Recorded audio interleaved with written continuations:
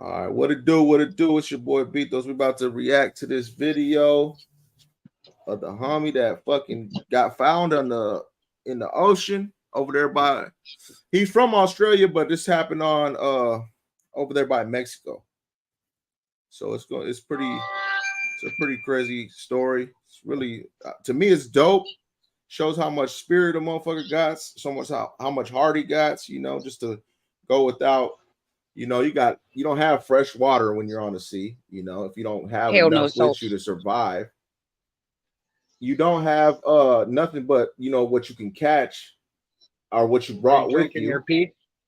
I You don't know if know, they drink their pee. That's nasty. a lot of people do end up drinking their pee. Because that's definitely a way to make it.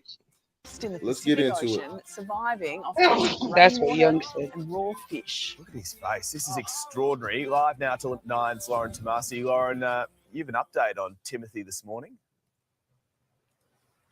Yeah, really positive update, Clinton Jane. We've just received a fresh image of Timothy Shattuck this morning. We'll bring that up for you. He's there with his cup of coffee and a blood pressure monitor on, doing well. A Check few him days out. after being pulled to safety from those tuna trawlers there. I've He's spoken to his itty-bitty. doctor this morning Yeah, he looks in super Mexico. He tells me skinny. he's stable, he's doing very well, and that he's got all completely normal vital signs. It's That's I amazing love right how she there. said remarkable stable. tale of survival at sea. It was 3 days ago when Timothy Shattuck from Sydney was pulled aboard that tuna boat after being out at sea for some 3 months. He left La Paz in Mexico a few months back. He was making his way across to French Polynesia with his dog Bella on board. You can see Bella in quite a few of those photos. They were hit by a storm and that wiped out Timothy's communication methods. So it was when a tuna trawler was coming through the Pacific, and you can imagine this is just such a huge, vast area of ocean that, it was a bit of a needle in a haystack for him to have been spotted. There was a chopper on. Now, if you want to really, I'm gonna pause it for a second, but if you really want to look how far of a trip it was, go to the thumbnail. Them little islands over there is French Polynesia or whatever. And Right. he was going from Mexico to there. It's super far. It's thousands of miles in the ocean, right? And when they find this dude, they find him by Mexico. So they were probably looking for him somewhere else, That's because he So drifted, huh? yeah, it's no, he probably didn't make it that far before that storm hit his ass. Or he tried to double back and try to get back over there. But he lost all communication in the storm. You know what I mean? He ran out of food by then, obviously, out of fresh water. And to be out there in the elements for 3 months, shit, you a motherfucking soldier. I want to know how he stayed hydrated. Was it the rainwater? Yeah. Board that tuna boat, which was out scouting for tuna. It spotted Timothy's catamaran and they came Check him over out, to man. give He him looks a all help. out of it. Look, when he got on board the tuna ship, he started speaking about what had gone on during his ordeal. Take a listen. Been through a very difficult ordeal at sea, and I'm just needing rest and good food because I've been alone at sea a long time. It's quite remarkable to see, isn't it, there? And the doctor who I was speaking to, who he's been working with, is a medical expert based out of Mexico, and he assists with boats who are out on the water. So he's been checking in almost hourly, giving us updates on how Timothy's going. He's now eating small meals, and all of his vital signs are looking normal. Remarkably, he didn't suffer any major illnesses, any major injuries. He was really smart with how he did things, keeping shelter, not getting any serious sunburn. But it is a slow process working in back those foods because he was. To me, like, I think about like what goes on in your mental, you know what I mean? Because I know what it's like to be in the hole and stuff like that. People need communication, right? Right. And to be out there, like he said it. He said, I've been through some shit. I've been out at sea alone. He put alone for a reason. You know what I mean? That shit fucks with you. You start giving up. You start talking to that dog that he was with. Just trying to make it through. Stay sane, yeah. Yeah, just trying to stay sane. And it shows how much motherfucking willpower he had, man, to do that. surviving off fish and rainwater that he was catching. So there were those storms in the region, and his dog Bella looking very happy with him there too. It's a remarkable tale. Not just physical effects as well, but imagine the mental effect of being alone at sea for that long and not knowing if anyone's going to come and get you. Lauren, what happens now? Yeah, look, it is now a slow process making it back to shore, back to solid ground, because, look, 3 months into a journey, Timothy had made his way quite deep into the Pacific Ocean. So now back on board that tuna boat, making its way into Mexico. He'll receive those regular updates from the doctor and the crew there looking after him, taking very good care. Slow process. Once he gets back onto land, he'll get a medical check, and I'm sure he'll be very grateful to have that solid land. It's just quite the tale of a Sydney sailor. So check this out. I just looked it up to see how far his voyage would have been. It's 3,728-mile voyage that he was trying to from Mexico to a place called La Paz. So that's just in a straight route to there. Now imagine how far, they got to look around for you. So that adds on fucking miles, And where did they found that him? You could be lost, and they found him right by Mexico. So he didn't make it very, very far. He was on the coast of Mexico. It doesn't say how far because the story's kind of new still, but it's definitely trending out there because that's crazy, man. Lauren Tomasi, thanks so much. Not too many people survived that long. Incredible story of survival. Sydney sailor Tim Shattuck and his dog rescued after 3 months in the Pacific Ocean, living on nothing but raw fish and rainwater. Let's bring in sea survival expert Professor Mike Tipton, who is live from Cornwall in the UK. Good morning to you, Mike. This almost defies belief. How is it even possible? Well, several things have to come together. You need some luck. You also need some skill. These voyages of any great length tend to occur in the Pacific. So if you look back through history, they tend to occur in warm environments because if it's a cold environment, you just don't survive long enough. And once you get into those kind of conditions, then your major requirement is for fresh water. And then it's down to some luck. It's down to whether or not you have a reverse osmosis pump, which you can make water from seawater. If you haven't, then you're very dependent on rainfall and something to collect that rainfall in that's not contaminated with salt. So it's a combination of luck and skill, and also knowing, for example, as Tim did, that during the heat of the day, you need to protect yourself because the last thing you want when you're in danger of becoming dehydrated is to be sweating. Goodness me. I mean, a few people have already made comparisons to that striking resemblance really to Tom Hanks in Castaway.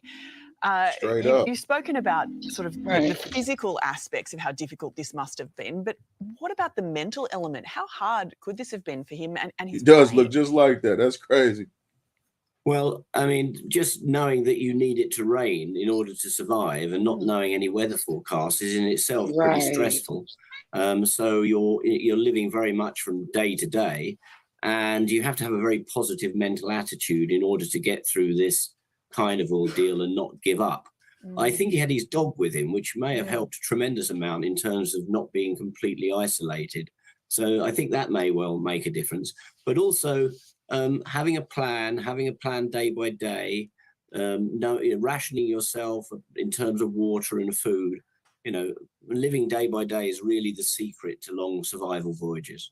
Gosh, just imagine how dark and lonely it would feel out there at night time. When he does get back on dry land, what does recovery look like? Because so long you see his bucket at set sea, up, bobbing up and down, eating rain. only raw fish, drinking rainwater. How does your body readjust to life on dry land? Well, you really need to wean yourself back onto a normal diet. I mean, the lowest volume of water somebody can drink a day is about 200 mils, and he may well be down, just having that amount of fluid each day. And obviously, he's lost a lot of weight, so he's not been eating a tremendous amount. So your gastrointestinal tract, your gut has to get used to greater volumes of fluid and greater volumes of food, and that needs to be done slowly. And then, I mean, one hopes that he's celebrating having survived, but in time, this may be something he gets some post-traumatic stress from. Exactly. So, it has to be. Hell a yeah. slow He return probably to won't ever normal. go selling or fishing no more. I'll Probably tell you needs to be that. kept an eye on for I'd say several fuck the months. water. Yeah, you can For only real. imagine. Thank you so much for your insight, Professor Mike Tipton. Clint. All right, so that's the end of that. That is some crazy, crazy shit, man. Quick-thinking neighbour has pulled off a daring rescue after a Brisbane home went up in flames. Rushing towards the burning house, You were gonna get on fire? What happened, Randy? I said, what was that? Was he gonna catch on fire? What the fuck? Oh, I don't know. Hold on. Let's get back into that same situation real quick.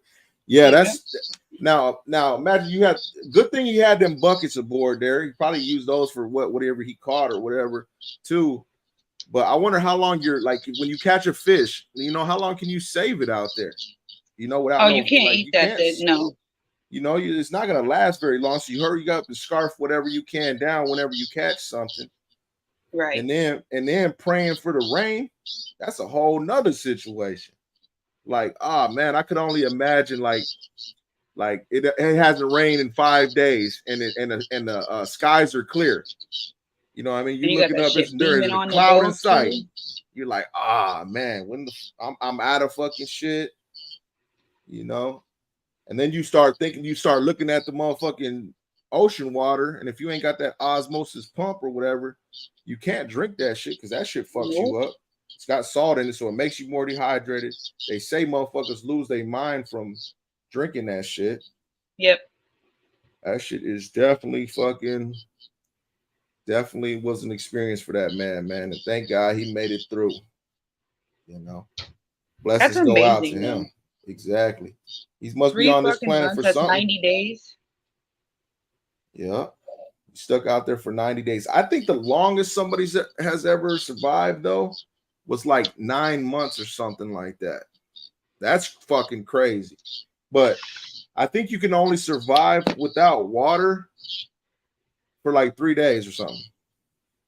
Yeah, it's something like that, but it's like 72 hours or something like that before your organs start shutting down and shit. Yeah, before you start fucking shutting down. But I'm sure there's people that have survived way longer than that, but that's just the average person, Mm-hmm. And at some point you would have to fucking drink your piss, People are known to you can't drink the salt water because you'll get more dehydrated. Exactly. So that you have can't no fuck choice. with the salt water, but your mind start playing tricks on you and makes you think that you can drink the shit. Right. Just like, okay, you know how they say that you're in the desert you don't find water and shit like that? It's just like the ocean. You can't drink that shit. So you're basically in a desert of fucking water. Exactly. And that's definitely, you're going to start thinking that you could filter it out with your t-shirt or, just thinking dumb shit that ain't going to really work. No, you gotta kill yourself. That's what a lot of people end up doing. And then with going without food, how long does it take till you start looking at that dog kind of funny, like shit? 2 weeks. I eat this motherfucker real quick, It's like 2 weeks that your body can withstand with not having food. Because that sounds crazy. That like hell no, I would never eat no fucking dog. But there's been people that has ate other humans when it was time for some survival shit. You know what I mean? You ever heard that story back in the day of them people that crashed the plane in the they snow ended up and eating shit? The ones, yeah. Yep, and they ended up eating other motherfuckers. The ones that passed away, they ate. That's some crazy fucking shit, man. And they're in the snow and shit, the frostbite. Yeah. Oh. But imagine in the RK on the sea, you got to worry about that fucking the sun. Yeah, magnifying your ass. Hell yeah, you're gonna get cooked in that shit. So you got sunburn to deal with, and all you can do is just have a whole bunch of clothes on. That shit makes you more hot, or cover up with something. Right. Thank God he had clothes though. And then the elements of when nighttime hits and shit, it gets cold as fuck. Yeah, and I don't know how it is for animals as far as the water and the food goes. Exactly. It's I think they can last a little bit longer than we can probably, but that's another thing. That's like your family member. You're gonna want to give the dog as much as you're getting, Right. So you have to split everything. You got to split everything. You got to ration shit. But then you also got to think about your survival. You know, he might have kids or family. That's what I want to hear. I'm gonna keep following it. Hopefully they do it and somebody does an interview with him, so then we can see like what kind of life he had. You know what I'm saying, before doing that. Yeah, and then how come nobody was looking for him? You know, they were looking for him. They was just so fucking. He was gone for so long. They probably thought he was dead. You know, I mean, they call off the fucking rescue after so long. Because they're like, nah, the probability of him still being alive. And then for how big of a trip he was taking and how little his boat was, they were probably like, nah, you know what I'm saying? It ain't really worth it after this, you know. So when he got home, his family probably was like, damn, you know what I'm saying? They thought he was gone. That'd be weird though. Imagine being one of the family members and him walking up one day. Yeah, when he you know, when they say that they found him, they could have had like a little. Because some people, if they don't find their people, that have like a little burial ceremony or whatever, you know, shit like that. Like a memorial site? Yeah, like somewhere they can go and pray at and shit like that. And imagine him going home to that. I would never. I don't think I could ever give up hope on somebody that I love. You know what I'm saying? If they were lost, you know, I would always think that they'd be all right. But just you know, every day that goes by is another fucking makes it that much more fucking unrealistic for them to be alive. But yeah, that shit is crazy, man. What's up? Y'all want to watch another one real quick? Watch that one that was just on there? Sure. All right, let's do that. I don't know if he was gonna get burnt. Let me hear it again because I missed it. All right, let me see if I can post it.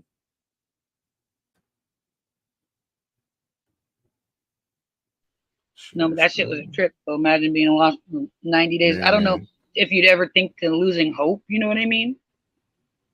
Facts, man. You definitely gonna battle with that shit minute by minute, hour by hour. You know, it depends on how much will you got. Like, fuck that. I'm not gonna die. You know? Nope. That's fucking crazy as hell. Rescue after a Brisbane home went up in flames, rushing towards the burning house. Pete Campbell was on a mission to save his neighbours Clive and John, who were trying to find their dog. Where are they, mate? Oh shit! I gotta get me dog. Here's your dog. Here. Gotta get me dog. Window. Come and get him out of the window. Quick, get out, jump out. You're gonna have to get out the window. Quick, run! It's about to explode. Oh, Pete joins us now from his truck in Rockley. Pete, that's some pretty scary vision. The pressure was on. What were your thoughts when you first ran over to the home? Yeah, that looked pretty serious. There's a few people already there. But yeah, it looked pretty bad when I first got there. So the problem was that the homeowners were out, but the dog was still in. They were determined, weren't they, to get that dog? Yeah, that dog's pretty special. I would have done it. And to John, Clive lost his wife a couple of months ago. That fire's going crazy. The dog is pretty special to him. Man, Did you see how fucking huge it was when it started the video? Yeah. It was such a frightening situation, though. Yeah, they certainly have had a rough time. I understand that John's mobility is charging. They're concerned that might have caused the fire. Oh fuck, he's old. That's correct. That's what they're thinking at the moment. They're having problems with their mobility scooters and all the electric scooters doing that at the moment. Oh gosh, it was rough. We're just watching a bit of vision of them now crying, and the brothers. Obviously, you're the hero of the hour. How concerned were you about your own safety? I mean, if there had been an explosion, you were right in the firing line there. No, I was just worried about John and Clive, because John, obviously, he was a bit confused. He wanted to get back inside. But there are other people there. They're just the same as me. They all did the exact same thing. They helped everyone. And the whole street, the whole neighbourhood's great. They did so much. It's good. Yeah, it would make so much sense to just walk away from the dog. But, who can do that? No, and don't leave. You were fortunate enough that the dog made it too. Some people don't, Yeah, no, the dog's fine. I spoke to Clive yesterday. His son was out with his carer trying to relax because he's got some special needs and he was really struggling with it. Exactly. It burned all the wood off of that shit. he's going to There's stay in a nothing motel but for a while and then frameless. work things out from there. Well, Pete, you're a good man to live next door Lord. to. Yeah. He lived next all of to us him. felt the same. It was great. Fire And rescue.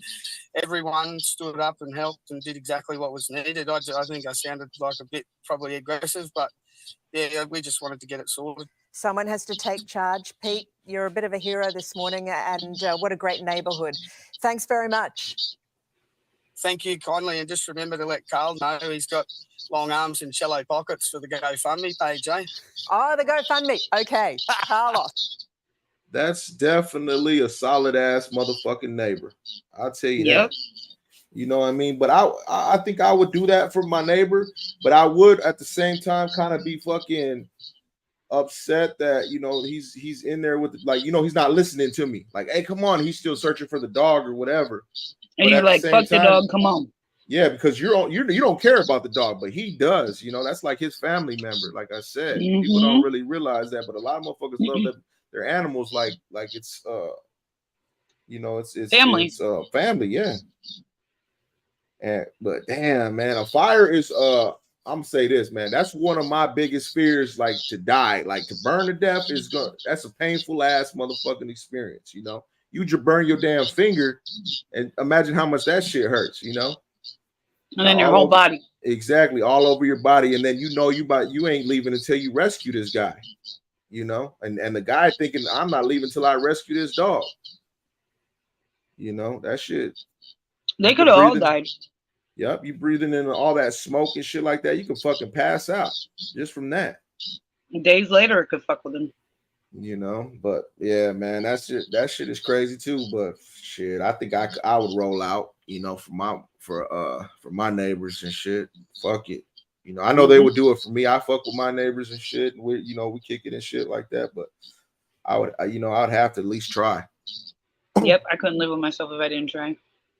You know, even when I think about it, like say if I'm on the road or whatever, and I see somebody, they just crashed or their car's on fire, I'm definitely gonna jump out and try to pull a motherfucker out that shit, man. You know, you can't really say till it happens to you, but me as a person that I am, man, I wouldn't want somebody to go out like that for sure. Yeah, we've had shit happen to us here. Like we've seen this little boy get hit by a car. We ran and stopped the whole 72nd Street from turning in. 72nd is busy as fuck.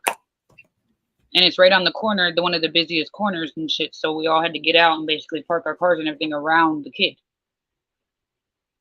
until the ambulance and shit came. And then this one lady, she was walking up the curb and she was real big, you know, real tall and big though. And she was wearing a muumuu, and her muumuu got stuck on the front of her foot when she was going up the step. And it kicked her backwards off the curb, and she cracked her dome on the middle of the road from crossing. Damn. And the blood and shit and everything knocked her out, and the cars and everything where nobody was stopping. So me and my sister got out, and my sister and me put our knees underneath her head because she was having a seizure from it. Until my mom ran to the house and called the police. But there's shit like that. There needs to be more people out there like that. These days, people just try to mind their own business and keep going because they don't want to deal with the shit. You look like on the story that we covered yesterday about that baby walking down about the side of the road and that girl getting kidnapped or whatever, right? Now I watched other podcasts today of people talking about that situation, and they asked the people around, like, would you stop if you seen a kid walking? And a lot of people say, hell no, I wouldn't stop. I'll just videotape it while I'm riding by and keep on going. See, that's sad. That's a kid, you know. I'm stopping. It could easily wander in the road and get hit. You know, they can't think, you know, like that. You know. And I feel sorry for who tries to kidnap me. I'm just saying. But I bite. There is a lot of tricky motherfuckers out there, man, that set up little schemes and shit to try. Yeah, like decoys and shit with kids. Hell yeah, they'll use the kids to lure them in. They'll do that. Shit is fucked up, man. People to be on some bullshit. Straight up evil.